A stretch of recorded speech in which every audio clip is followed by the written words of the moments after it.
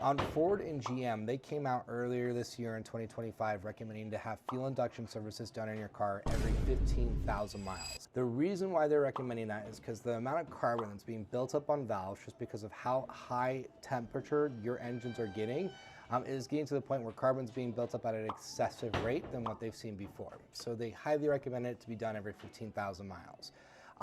It's hard for me not to agree with that. Is it something that is like a harsh critical thing? That's kind of where the question comes into play here. I would say by far and away, you don't want to exceed 30,000 miles without a fuel induction service.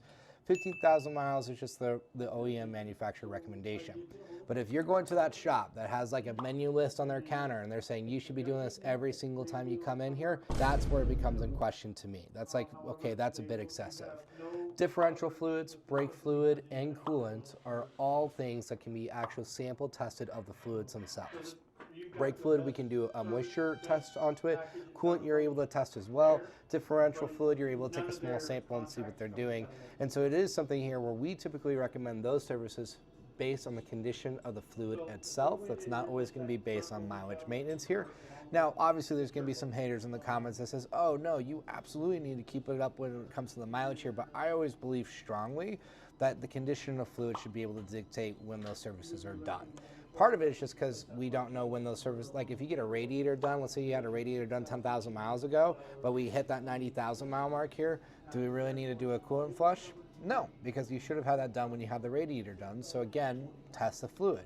Differentials, particularly like on Subarus, we see get super, super nasty after 20,000 miles. So differential fluids, especially on Subarus, rear differential fluids in particular, honestly should be done every 20, 25,000 miles because of how bad that fluid gets because of their all-wheel drive system. And so mileage maintenance stuff is super critical. There are certain mileages that matter way more than others.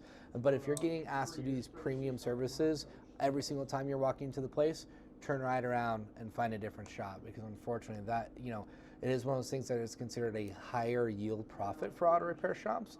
Yes, it is important for you and your vehicle here, but it doesn't mean you have to be doing a fuel induction service every single time you come in. That is way too excessive. So build a relationship based off your mileage, and then obviously, use your guide inside of your vehicle, the maintenance guide, because that will be able to help dictate, what and when things are due as well.